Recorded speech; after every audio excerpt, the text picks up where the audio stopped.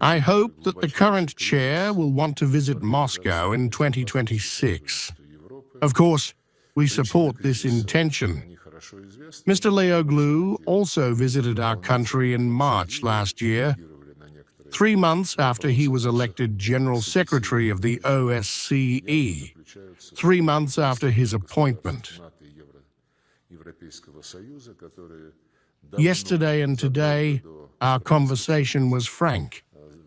Our Swiss colleagues and their secretaries understand the difficulties they will have to overcome, given the deep crisis in the European Security and Cooperation Organization. The reasons for the crisis are well known, but we discussed them in addition to some of our interlocutors' questions.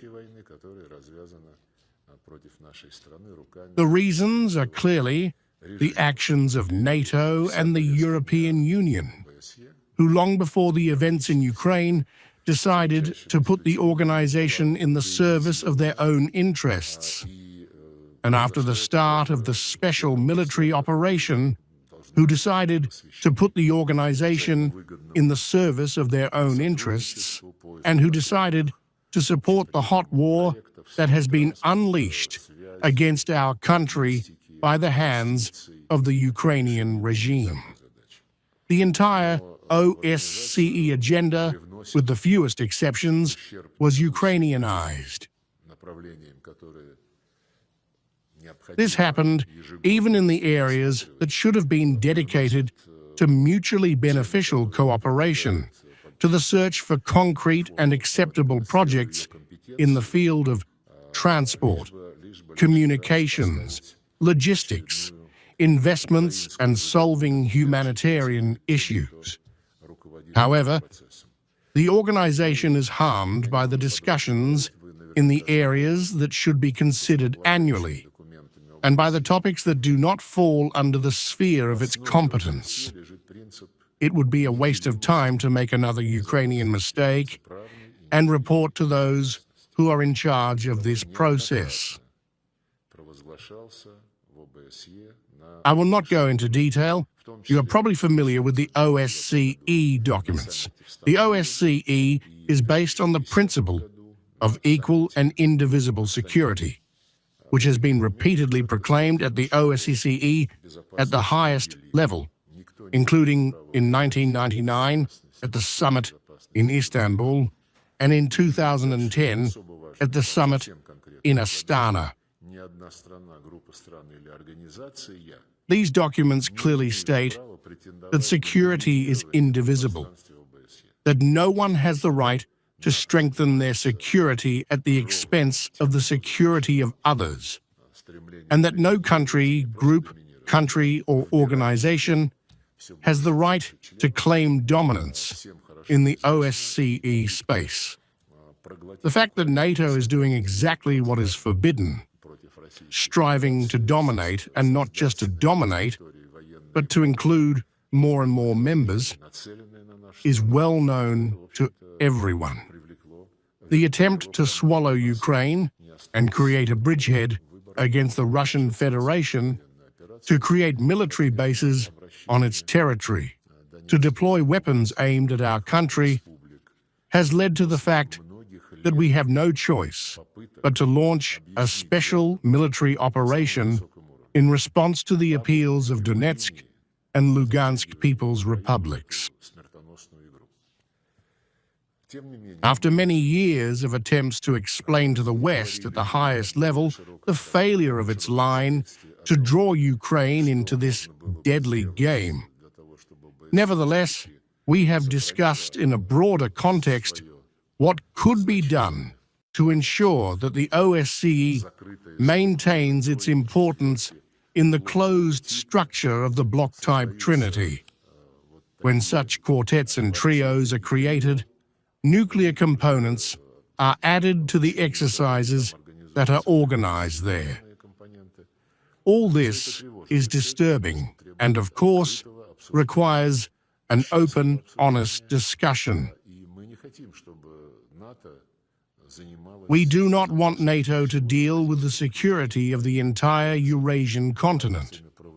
This is exactly the goal that NATO has declared, together with the People's Republic of China and other members of the Shanghai Cooperation Organization, BRICS.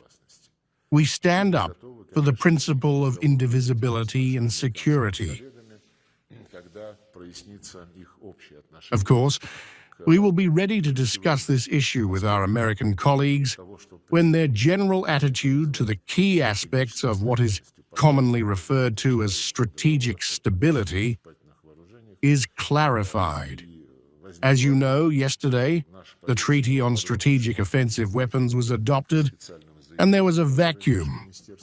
Our position was detailed in the special statement that our ministry announced.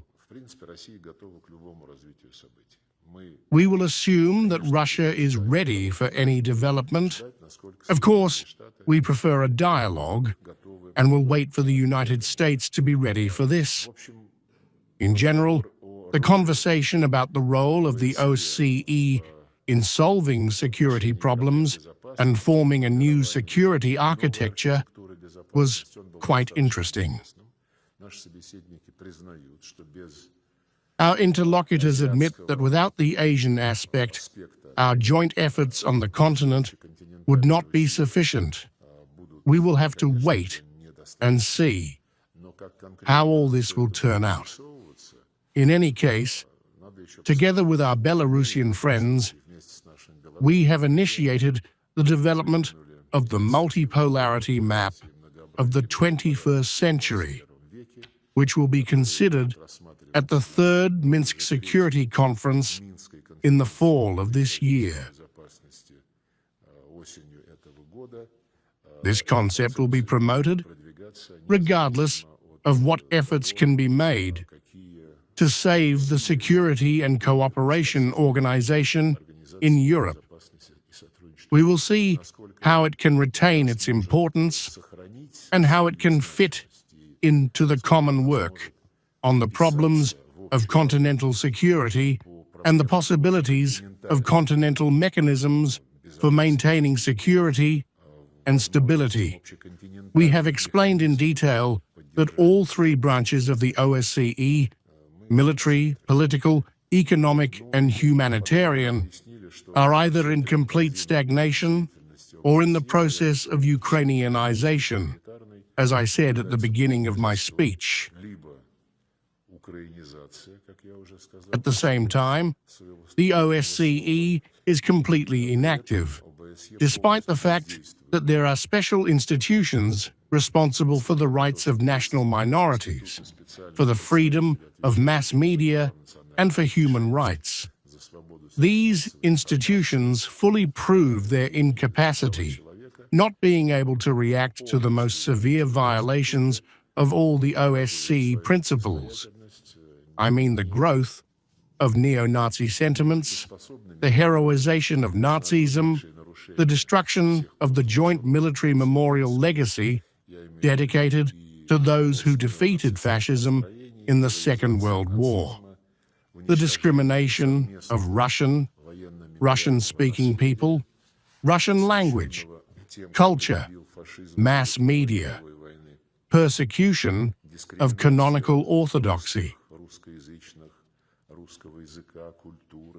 All this is typical not only for Ukraine.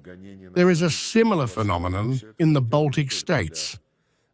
In modern Moldova, the OSCE is losing its reputation when it silently looks at the most severe violations of the high principles of this organization.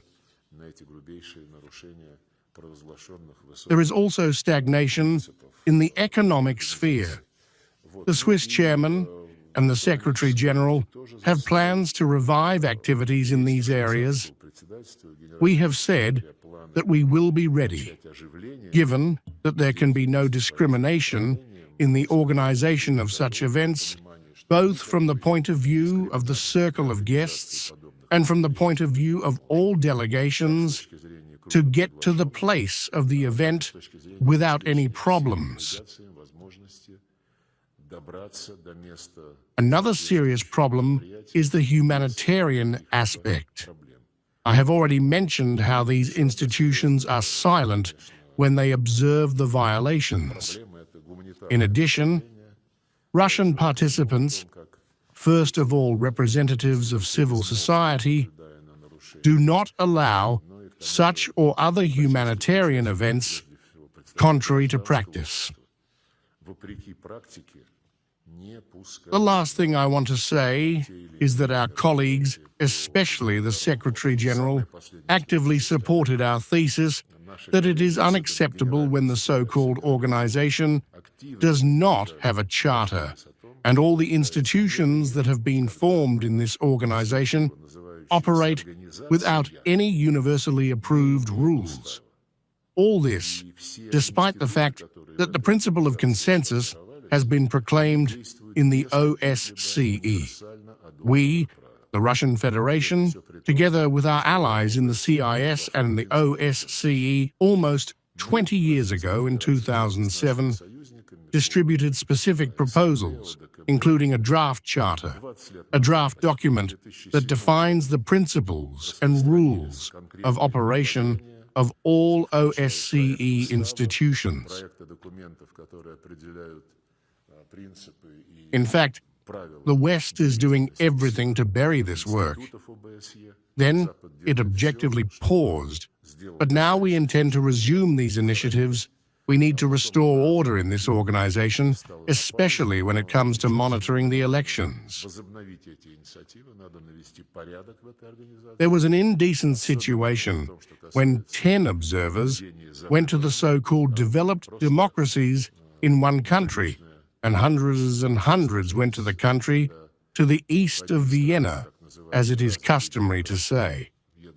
The shame that the Bureau of Democratic Institutions and Human Rights had when it observed what was happening in Romania in the first round of elections. After this round, as you know, the candidate who became the leader was simply removed from the race, with the OSCE's complete silence. Something similar happened, or rather, not something similar, but a similar kind of crowd was allowed during the elections that took place in Moldova.